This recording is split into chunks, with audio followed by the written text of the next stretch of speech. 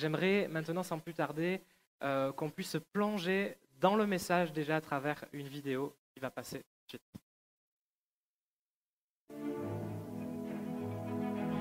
Le livre de l'Apocalypse est le livre le plus complexe et mystérieux de la Bible. Il fascine par ses effrayantes prophéties sur la fin des temps. Est-ce que l'Apocalypse est une simple légende, ou ce livre repose-t-il sur une réalité géographique, historique et archéologique? L'image qu'on a de l'Apocalypse, c'est la fin des temps, c'est la déflagration, c'est tout Hollywood. Dans l'Antiquité, c'est pas du tout ça.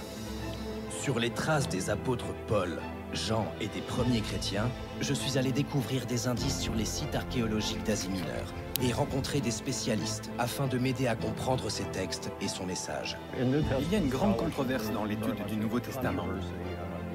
Est-ce que Jean, le prophète de l'Apocalypse, est la même personne que l'auteur du 4e évangile et des lettres de Jean?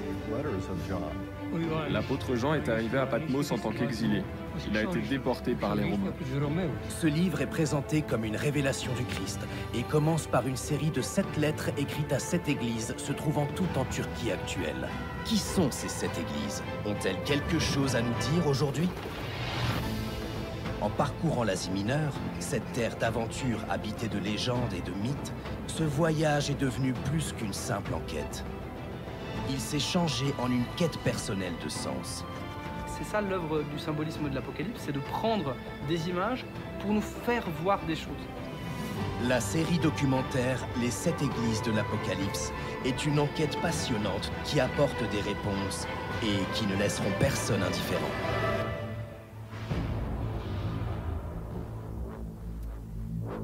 Voilà, donc vous savez, ce matin encore, sur la thématique, sur quoi je vais apporter ce matin les 7 églises de l'Apocalypse. J'aime particulièrement tous ces messages que Jésus adresse à ces 7 églises.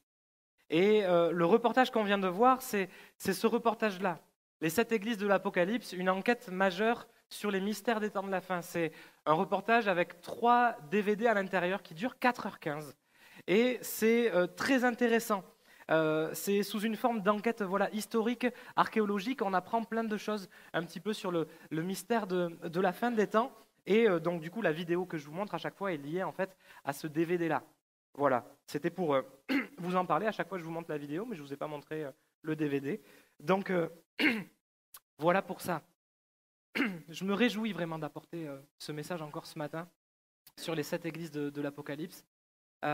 Aujourd'hui, nous allons aborder le message à la 5e église. On avait commencé par Éphèse, qui avait abandonné son premier amour.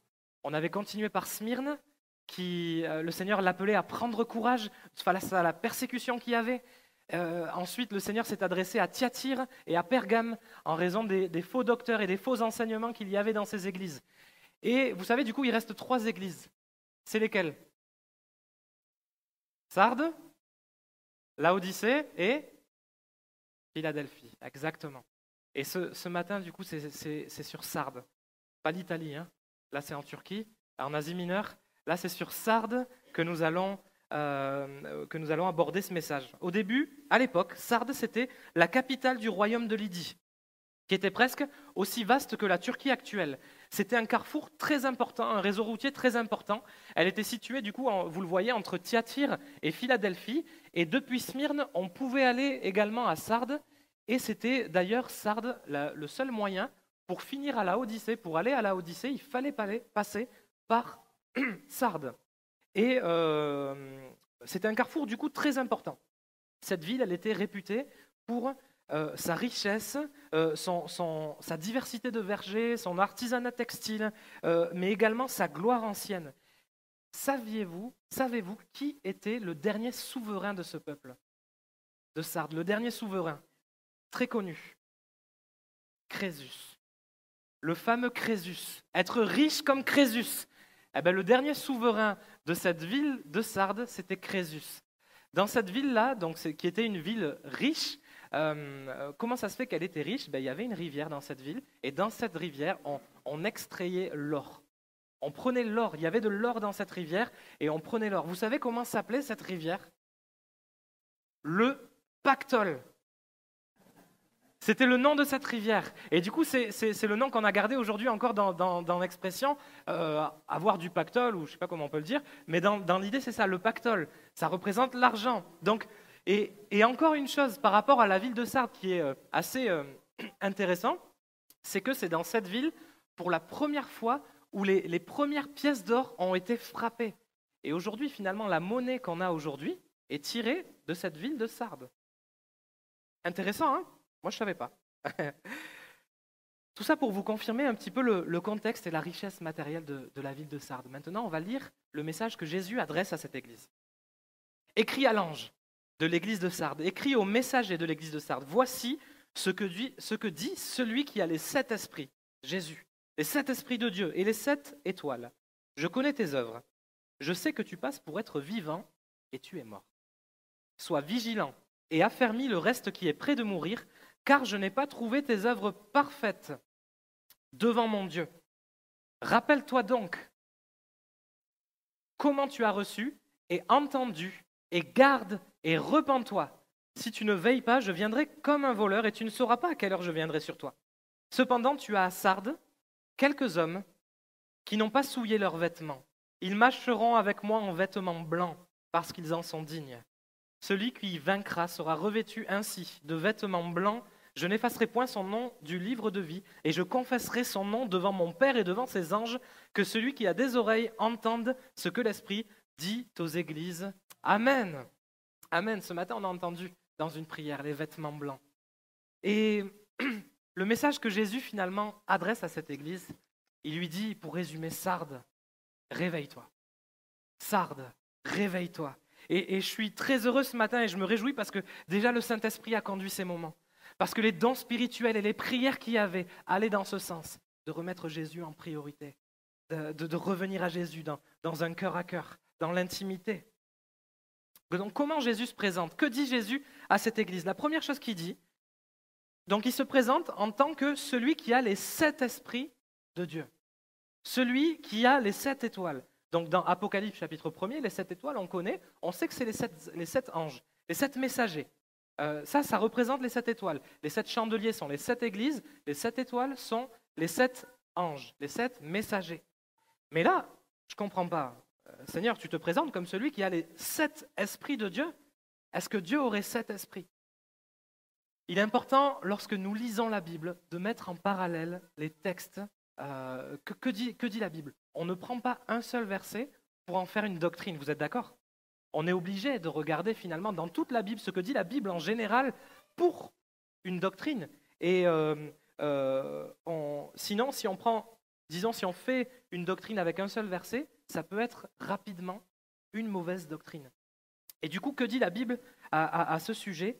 Vous savez, on appelle ça, quand on se pose la question, que dit la Bible à ce sujet? Les Écritures s'interprètent par les Écritures. Ça, c'est l'analogie de la foi. C'est une clé d'interprétation essentielle quand on lit la parole de Dieu, quand on la médite. L'analogie de la foi. Les Écritures s'interpréteront toujours par les Écritures. Donc la Bible, elle nous dit quoi à ce sujet? Elle nous dit qu'il n'y a qu'un seul esprit. Il n'y a qu'un seul esprit. Il y a un seul corps et un seul esprit, comme vous aussi, vous avez été appelés à une seule espérance par votre vocation. Éphésiens 4,4. Et 1 Corinthiens 12,13, nous avons tous, en effet, été baptisés dans un seul esprit, pour former un seul corps, soit juif, soit grec, soit esclave, soit libre. Et nous avons tous été abreuvés d'un seul esprit. On commence à connaître l'Apocalypse. L'Apocalypse, c'est un livre rempli de symboles. Jésus s'adresse à 7 églises. Le chiffre 7, c'est le chiffre de la perfection, le chiffre de la plénitude. Quand Jésus s'adresse à ces 7 églises, en réalité, il s'adresse à l'Église universelle, d'une manière prophétique. Jésus s'adresse à nous ce matin. Il s'adresse à l'Église dans son intégralité, l'Église au fil des siècles. C'est l'Église dans sa plénitude, l'Église avec un grand E. Concernant les 7 esprits de Dieu, du coup, en réalité, il n'y a qu'un seul esprit. Mais là, il est parlé du Saint-Esprit dans sa plénitude et dans sa perfection. Et il y a un verset dans la parole, dans Ésaïe, qui dit « L'Esprit de l'Éternel reposera sur lui. Esprit de sagesse et d'intelligence, esprit de conseil et de force, esprit de connaissance et de crainte de l'Éternel. » Ici, c'est le même esprit. 7 attributs différents, mais le même esprit. Amen? Amen. Donc Jésus, par la suite, il se présente comme ça, voilà, et il lui dit, je connais tes œuvres. Jésus connaît. Comme dans chaque lettre, Jésus commence par « je connais ». Il est le seul qui connaît tout. Il connaît toutes choses, il connaît tout de nous, il connaît nos œuvres, il sait ce que nous disons, il sait ce que nous faisons, il sait même le cœur avec lequel nous faisons les choses. Il connaît tout de nous, on peut cacher des choses aux hommes, mais il est impossible de les cacher au Seigneur. Il voit le visible, il voit l'invisible, il est omniscient, il sait toutes choses, il connaît les pensées les plus profondes de nos cœurs, il connaît nos principales motivations. Et d'ailleurs, ce qui compte pour Jésus n'est pas simplement les choses que nous faisons, les œuvres que nous faisons, mais également le cœur avec lesquels nous les faisons. Amen. Regardez ce qu'il est dit dans la parole. L'homme regarde à ce qui frappe les yeux, mais l'Éternel regarde au cœur et il regardera toujours au cœur. Toujours au cœur, alléluia.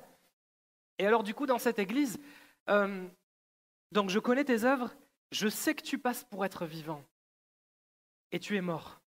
Ouf, c'est quand même... Là, Jésus y va. Il y va. C'est spirituel, exactement. Je sais que tu passes pour être vivant. Et là, finalement, Jésus souligne la différence entre l'être et le paraître. La différence entre la réalité et l'apparence. Ça, c'est parce que Jésus connaît toutes choses. En réalité, là, il y a un effet d'apparence. Cette église, peut-être, elle paraissait vivante. Cette église, peut-être, elle était réputée être florissante, spirituelle. Elle était active. Peut-être qu'elle allait évangéliser dans les rues. Peut-être que cette église, elle prenait la Sainte Seine. Peut-être qu'il y avait des rites qui étaient là. Peut-être que cette église, il y avait toute cette apparence-là. Mais en réalité, Jésus lui dit, en fait, tu es mort. Tu es mort, à l'intérieur de toi, tu es mort. Et je pense que Sardes, du coup, faisait des choses qui paraissaient spirituelles, mais qui en réalité ne l'étaient pas vraiment. Rappelez-vous ce que Jésus dira à l'église d'Éphèse. Je connais tes œuvres, je connais tout ce que tu fais, tes activités, tout ce que tu fais. Mais ce que j'ai contre toi, c'est que tu as abandonné ton premier amour. Donc Dieu connaît les œuvres de cette église, mais en réalité, il n'y a pas le cœur dans les œuvres. Il manque quelque chose. Je crois que nos œuvres ne doivent pas être la continuité de notre religiosité. Nos œuvres doivent être la continuité d'une relation d'intimité avec le Seigneur Jésus, chaque jour de nos vies, d'une relation intime, une relation d'amour. Ce qui est important pour Dieu, ce n'est pas uniquement les œuvres, mais le cœur et l'amour de son peuple pour le Créateur. Vous savez, il y a un auteur qui s'appelle Francis Chan, qui a écrit un livre il y a quelques années qui s'appelle « Dieu oublié ». Dieu oublié, il parle de la troisième personne du Saint-Esprit. Le Saint-Esprit oublié finalement. Et à un moment donné, il dit une phrase « Je suis certain que vous seriez d'accord avec moi pour dire qu'un groupe de leaders talentueux et charismatiques, dans le sens qui ont du charisme et non pas qui exercent les dons. Un groupe de leaders talentueux et charismatiques peut aisément attirer une foule, non? D'ailleurs, on le voit dans le monde. Engagez une bonne équipe dynamique, de bons musiciens et orateurs, et vous pouvez faire grandir n'importe quelle église. Le fait est que nous pouvons faire énormément de choses sans choisir délibérément de dépendre du Saint-Esprit. Même si en réalité nous dépendons de lui pour chaque respiration que nous prenons. Autrement dit, la croissance et le dynamisme d'une église ne prouvent pas nécessairement l'action du Saint-Esprit à l'intérieur. Waouh! En fait, on ne juge pas un livre à sa couverture, hein. L'habit ne fait pas le moine. En réalité, l'apparence n'est rien. Ce qui est important, c'est le cœur. C'est ce qu'il y a à l'intérieur. Ça ne veut pas dire qu'une église a du monde, que Dieu est au centre. Et ça ne veut pas dire qu'il y a du monde qui vient, que c'est le seul critère. Bien entendu, dans les Actes des Apôtres, on voit que le Seigneur ajoutait du monde à son église. Le Seigneur, c'est vrai, ajoutait du monde à son église.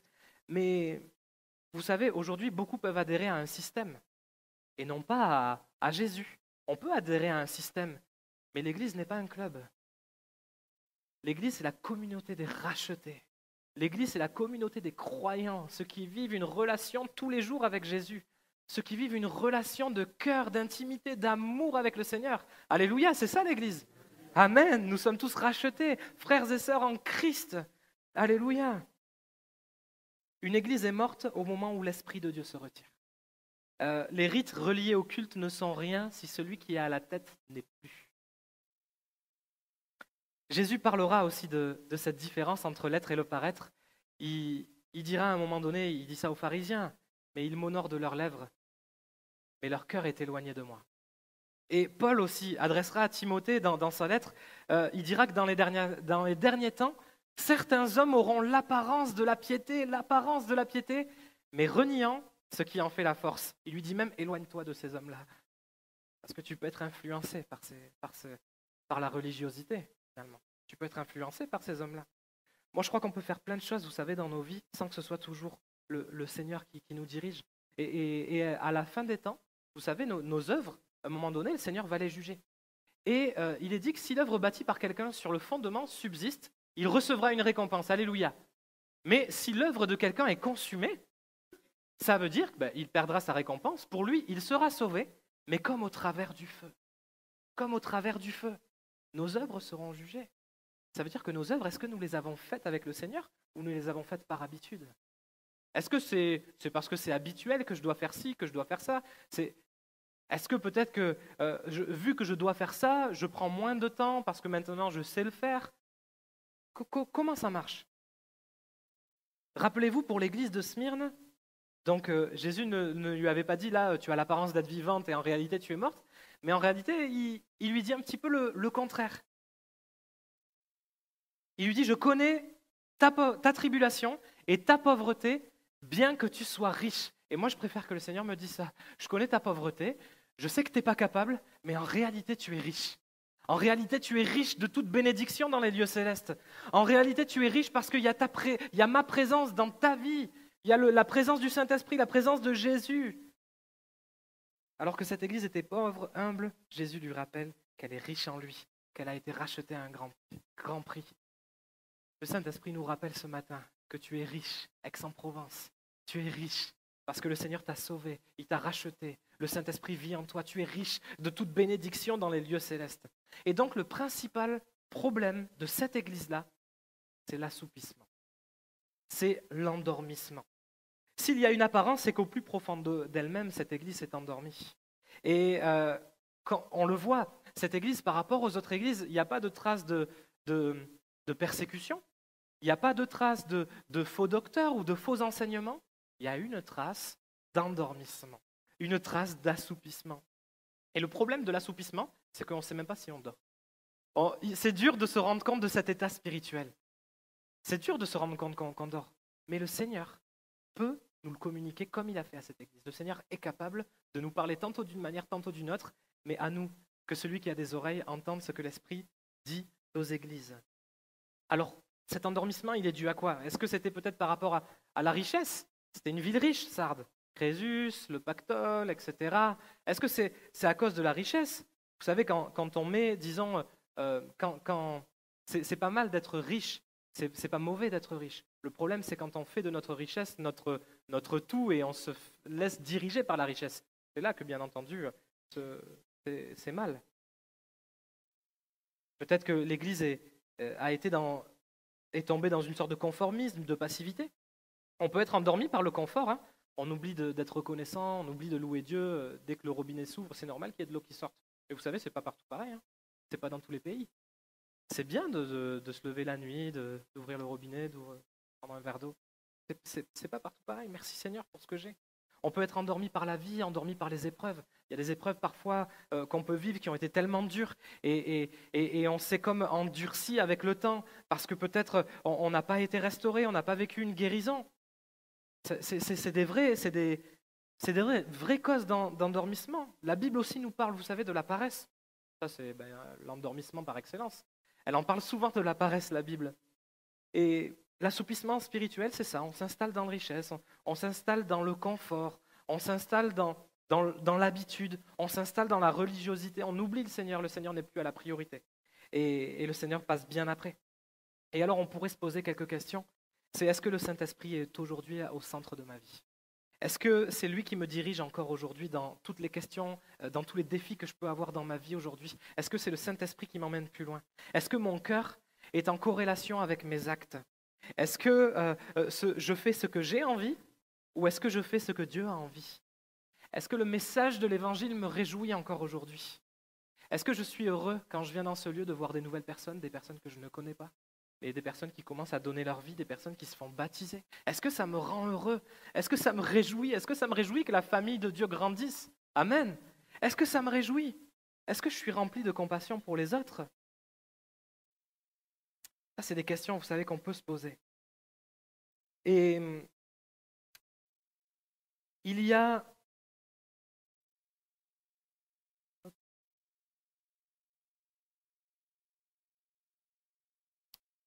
une solution à l'endormissement.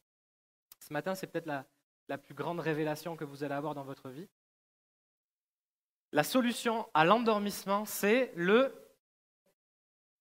réveil. Vous avez vu mon message avant ou...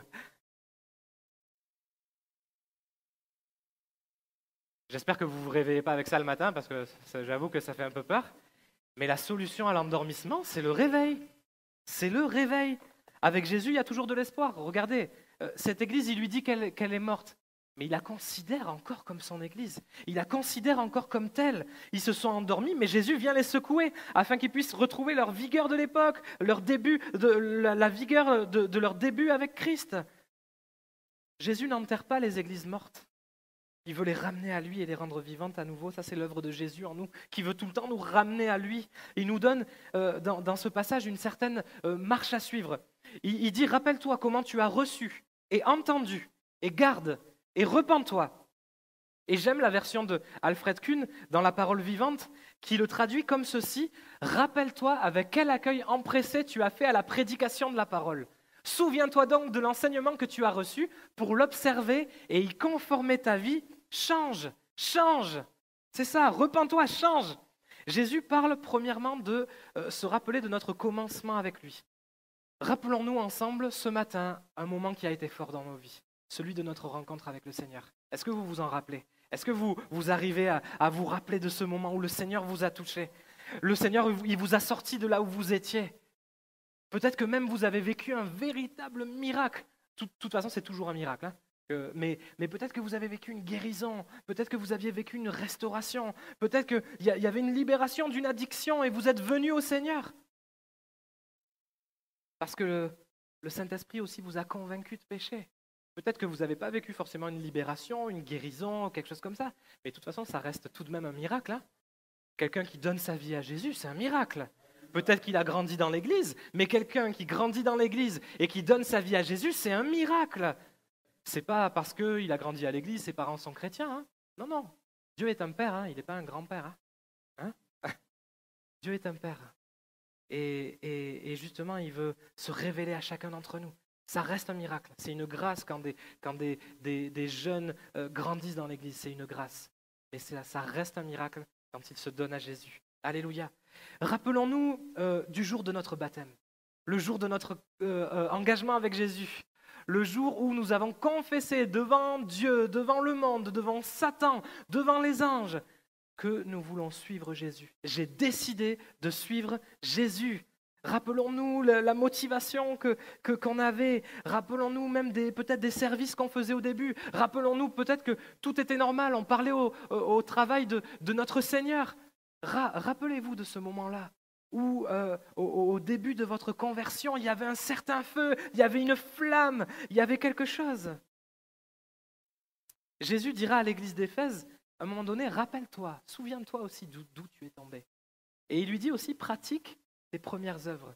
Non pas dans le sens de pratiquer ses premiers services, mais en fait, pratique, finalement, reviens à moi et pratique tes œuvres comme tu le pratiquais avant. De la manière dont tu les pratiquais avant. Qu'est-ce que tu faisais avant? Peut-être qu'avant, tu prenais plus le temps dans sa présence, avant de faire quoi que ce soit. Peut-être qu'avant, tu priais plus pour recevoir peut-être quelque chose de particulier qui irait dans le service. Peut-être que tu faisais de ta vie de prière vraiment quelque chose d'important. Tu priais pour n'importe quel choix et décision de ta vie. En gros, tu mettais le Saint-Esprit au centre de ta vie. Et tes œuvres découlaient de ton intimité avec lui. Je prie pour que ce matin, nous puissions revenir à l'intimité avec le Seigneur. Que nous puissions le mettre en priorité, passer du temps dans sa présence, lire à nouveau la parole. lire à nouveau la parole de Dieu. Les paroles de Jésus sont esprit et vie. Le Saint-Esprit vient rendre vivante la parole que nous lisons. C'est le Saint-Esprit. Sans le Saint-Esprit, la parole, elle est morte en réalité. Sans le Saint-Esprit, c'est qu'une lettre. Et la lettre tue. Mais l'Esprit vivifie. Amen. Moi, je me demande en réalité, c'est vrai que des fois, on peut se faire endormir, mais comment être endormi alors que le Saint-Esprit est considéré dans la parole comme une flamme? Vous savez, le Saint-Esprit, comment on peut être endormi alors que le Saint-Esprit est une flamme? Comment? En plus de ça, lorsqu'on se convertit, lorsqu'on est né de nouveau, le Saint-Esprit vient vivre en nous. Alors laissons le Saint-Esprit se manifester dans notre vie. Amen. Alléluia. Le fruit de l'Esprit, c'est quoi? L'amour, la paix, la joie. Alléluia. Amen. Attention, ça ne veut pas dire, j'équilibre le message aussi, ça ne veut pas dire que le Saint-Esprit est en nous qu'on devient exubérant. Ce n'est pas ça du tout. Il y a des personnes qui sont très calmes, mais qui sont enflammées pour le royaume de Dieu. Il y a des personnes qui sont calmes, mais quand elles prient, ces personnes, les démons partent. Ok? Ces personnes, elles sont enflammées. Ce n'est pas le fait d'être extravagant ou le fait d'être exubérant qui fait qu'on est enflammé. Amen. Donc Jésus dit ensuite, garde.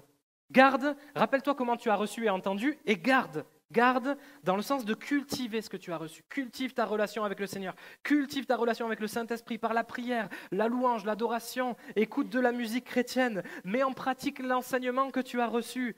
Jésus se présente dans cette lettre comme celui qui a les 7 esprits de Dieu, mais comme on l'a dit, c'est celui en fait qui a la plénitude de l'Esprit. Forcément, Jésus est Dieu, le Saint-Esprit est Dieu. Et donc, il a la plénitude du Saint-Esprit. Est-ce que nous avons la plénitude du Saint-Esprit? Avons-nous été baptisés du Saint-Esprit? Est-ce que tu recherches le baptême dans le Saint-Esprit? Tu sais, quand le Seigneur t'a touché et tu es né de nouveau, le Saint-Esprit vient vivre en toi. Ça, c'est indéniable. Mais maintenant, il y a quelque chose, il y a une expérience secondaire qui est là. Le fait d'être revêtu de puissance, la Bible appelle ça. Être revêtu de puissance dans le cadre du service pour Dieu, dans le cadre du royaume de Dieu, dans le cadre de l'évangélisation. À un moment donné, Jésus dit même à ses disciples, ne sortez pas de Jérusalem avant même que la promesse du Père vienne sur vous. C'est une promesse. Ça, c'est une promesse. Le Saint-Esprit veut être répandu sur chaque homme, chaque femme. Ça, c'est une promesse. Alléluia. Il y a des personnes qui se sont fait baptiser de Saint-Esprit, vous savez, bon, bien sûr par l'imposition des mains. Il y a des personnes qui se sont fait baptiser de Saint-Esprit simplement chez eux. Il y a des personnes même qui se sont fait baptiser de Saint-Esprit. J'avais entendu des témoignages. Ils étaient en train de travailler sur les toits, baptisés de Saint-Esprit comme ça. Vous savez, ce qui est important, amen. Ce qui est important, c'est bien sûr baptiser de Saint-Esprit. Je crois que c'est une bonne chose. Mais derrière, c'est pas être baptisé pour être baptisé. Ça sert à rien d'être baptisé pour être baptisé. Ce qui est important, c'est de cultiver ces choses-là aussi. De parler en langue dans votre culte personnel, de parler en langue. Vous savez, la Bible nous dit que lorsqu'on parle en langue, on s'édifie soi-même. On ne comprend rien quand on parle en langue. Qui comprend quand il parle en langue? On ne sait pas ce qu'on dit quand on parle en langue. Pourtant, la Bible dit qu'on s'édifie nous-mêmes. Donc ça veut dire que c'est important. Et ça vient compléter la prière aussi avec intelligence. La prière en intelligence. Ok. Dernière chose que Jésus dit, il lui dit, repens-toi. Une fois de plus, la repentance n'est pas négligeable, elle fait partie de notre marche avec Dieu. Ici, Jésus s'adresse à des croyants, il s'adresse à l'Église, et la repentance, elle n'a pas un effet seulement, vous savez, spirituel, invisible ou intérieur. La repentance, c'est un changement intérieur qui se voit à l'extérieur. Peut-être que ça vous fait penser à quelque chose. C'est un changement intérieur qui se voit à l'extérieur. Du coup, la repentance... Dans la repentance, il y a un changement de vie, un changement de caractère, un changement de pensée, un changement d'action. Ose te mettre en marche pour le Seigneur. Peut-être il y a un service là sur lequel tu hésites depuis longtemps, mais le Seigneur te rappelle à nouveau ce matin, mais vas-y, perds pas de temps. Engage-toi, avec moi, mais engage-toi. Vas-y, ose servir Dieu dans son royaume, dans son Église. Vous savez, il y a un revivaliste du 19e siècle qui traduit le réveil comme ceci. C'est Charles Finet. Le réveil, en fait, n'est rien d'autre qu'un retour à l'obéissance de Dieu. Le réveil, c'est simplement ça. Le réveil, il ne commence pas par les autres, il ne commence pas par le fait « Oh là là, mais dans cette église, il n'y a pas... » Non, le réveil, il commence par toi, par moi. Le réveil, il commence par nous. Le réveil, il ne commence pas par les autres, il commence par nous. Seigneur, on veut être réveillés. On veut être réveillés. Qui veut être réveillé ce matin? Alléluia. Amen. Mon dernier point, pour être réveillé, il faut veiller, obligé, obligé. Jésus dit à cette église de Sardes, si tu ne veilles pas, je viendrai comme un voleur, et tu ne sauras pas à quelle heure je viendrai sur toi. Historiquement, la ville de Sardes, elle avait la réputation d'être imprenable. Elle avait été édifiée comme une forteresse sur le plus haut point de la ville, et il y avait un côté de la ville, donc c'était une forteresse tout autour, mais il y avait un côté de la ville qui menait sur un précipice. Et ce précipice-là, du coup, ce côté-là de la ville, il n'était pas gardé. Un jour, elle fut prise par une escalade de nuit par les troupes de Cyrus, qui était roi de Perse à ce moment-là. Cette ville s'était faite prendre par l'envahisseur en quelque sorte, qui s'était introduit comme un voleur dans la nuit. Et en gros, il y avait une brèche. Et parce qu'il y avait une brèche, l'ennemi a pu s'y insérer.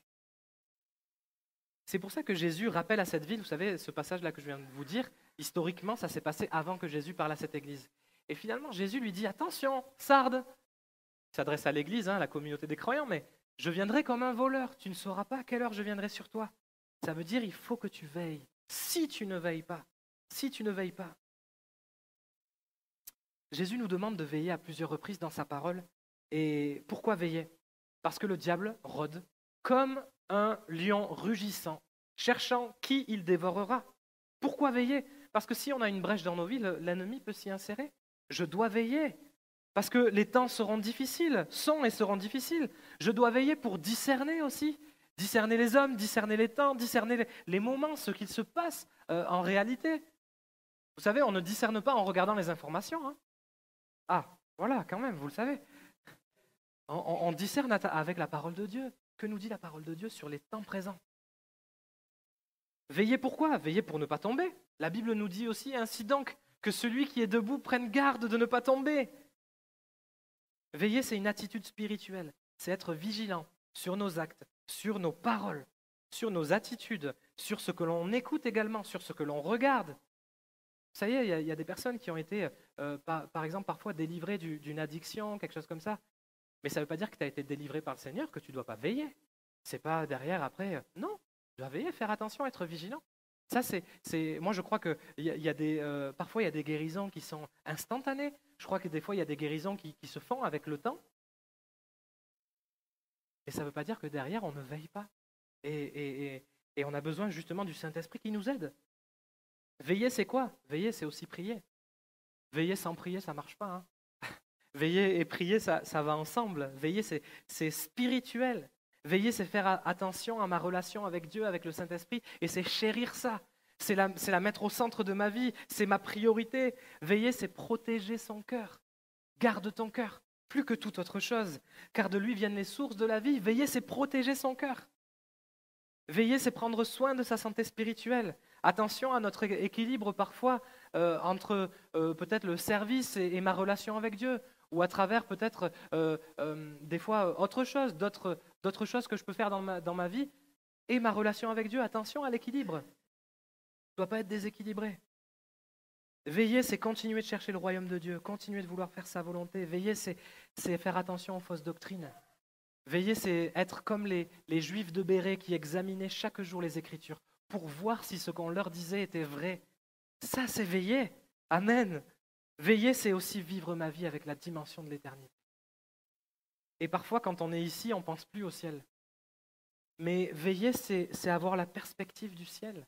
On est voyageur sur cette terre. On est pèlerin sur cette terre. Lorsque l'espérance de la vie en plus éternelle est dans mon cœur, j'ai un autre regard finalement sur ce qui est ici-bas. C'est pas vrai? J'ai un autre regard sur ce qui est ici-bas. Ma vision change, ma perspective change, mon regard sur les épreuves change, mais même mes objectifs changent. Pourquoi? Parce qu'un jour, il essuiera toute larme de nos yeux. La mort ne sera plus. Il n'y aura plus ni deuil, ni cri, ni douleur, car ces premières choses-là auront disparu. Alléluia. Amen. Alors veillons, réveillons-nous, veillons, ne lâchons rien, persévérons, soyons réveillés, enflammés pour notre Seigneur et pour le royaume jusqu'au dernier jour que Dieu nous donne de vivre sur cette terre. Amen. Alléluia. Jésus, vous savez, il finit toujours ses lettres avec cette perspective du ciel. Merci Seigneur pour ce que tu fais. Parce que Jésus, vous savez, il a de l'amour pour tout ça. La prochaine église, c'est Philadelphie. Celle d'après, c'est Laodicée. Jésus a de l'amour pour Laodicée lorsqu'il lui parle. Et là, Jésus, comment il finit? Il dit, cependant, tu as Sardes. Alléluia. Il y a quand même des résistants à l'envahisseur. Quelques hommes qui n'ont pas souillé leurs vêtements. Ils marcheront avec moi en vêtements blancs parce qu'ils en sont dignes. Celui qui vaincra sera revêtu ainsi de vêtements blancs. Je n'effacerai point son nom du livre de vie et je confesserai son nom devant mon Père et devant ses anges. Amen. Alléluia. Dans cette église, il y avait une partie qui n'avait pas souillé ses vêtements. Et Jésus dit à cette église de manière générale, allez, rejoins cette équipe-là. Rejoins toutes ces personnes-là qui n'ont pas souillé leurs vêtements. Rejoins-les. Ensemble, l'église de Sardes, réveille-toi. Réveille-toi, va plus loin avec moi. Remets-moi au centre. Alléluia. C'est la promesse de Dieu. À chaque fois, dans toutes les lettres des églises de l'Apocalypse, il y a une promesse. Et tu me verras, on sera ensemble au ciel. Tu seras sauvé. Je n'effacerai point ton nom du livre de vie. Alléluia. Merci Seigneur parce que tu nous fais lever les yeux au ciel et parce que tu nous rappelles cette espérance. Notre vie, elle ne s'arrête pas ici-bas. Notre destination, c'est le ciel. Notre destination, c'est être dans la présence de Dieu. Amen. Alléluia. Peut-être qu'on pourrait terminer ces moments, on se lève ensemble. Et peut-être qu'on pourrait vraiment prier tous ensemble en disant « Seigneur, on veut être réveillés.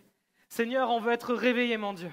Seigneur, on veut faire attention, mon Dieu, à nos voix. On veut faire attention à nos paroles, à ce qu'on dit. Seigneur, mon Dieu, on veut t'aimer, Seigneur, mon Dieu, du plus profond de notre cœur. Merci parce que tu nous rappelles ce matin, Seigneur, mon Dieu, que nous devons être réveillés. Seigneur, mon Dieu, que nous devons veiller. Merci, Seigneur, mon Dieu, parce que tu nous rappelles également la promesse de la vie éternelle, l'espérance qui est en toi. Alléluia. Est-ce qu'on peut prier ensemble, élever la voix? Alléluia. Merci Seigneur. Alléluia. Merci Seigneur. Merci Jésus. Alléluia. Seigneur mon Dieu, nous voulons être proches de toi. Seigneur, nous voulons être en cœur à cœur avec toi. Nous voulons, Seigneur, être dans ta présence, Seigneur mon Dieu, tous les jours de notre vie, vivre proche de toi, Seigneur mon Dieu. Nous voulons te prier, nous voulons lire ta parole, nous voulons la méditer. Nous voulons aller plus loin. Oh Seigneur, nous voulons pratiquer nos premières œuvres, Seigneur Jésus, comme nous le faisions avant, Seigneur mon Dieu. Nous voulons revenir à notre premier amour. Oh Seigneur, comme nous avions le feu, Seigneur mon Dieu, quand nous aimons en toi, viens nous réveiller. Oh, viens nous ranimer par la puissance du Saint-Esprit. Alléluia. Merci Saint-Esprit, parce que tu vis en nous. Merci Seigneur mon Dieu, parce que c'est toi qui viens nous rendre vivants. Seigneur mon Dieu, nous voulons être vivants pour ton royaume, vivants pour ton nom, pour que ton nom soit proclamé sur les confins de la terre. Seigneur mon Dieu, oh Seigneur mon Dieu, bénis-nous, que nous soyons des ambassadeurs remplis du Saint-Esprit, remplis de sagesse, là où nous sommes placés, Seigneur mon Dieu, dans le travail, Seigneur Jésus, dans notre famille, que nous soyons bouillants pour toi, Seigneur mon Dieu, que nous soyons enflammés pour ton royaume et pour toi. Oh Seigneur Jésus, merci Seigneur mon Dieu pour ta parole ce matin, que ce ne soit pas juste un moment émotionnel, un moment d'émotion, mais que ce soit une vraie réalité dans nos vies. Seigneur, nous avons besoin de toi, sans toi nous ne pouvons rien faire. Nous avons soif de toi. Viens nous renouveler, Seigneur mon Dieu. Renouvelle ton Église, ranime-nous. On a besoin d'être renouvelés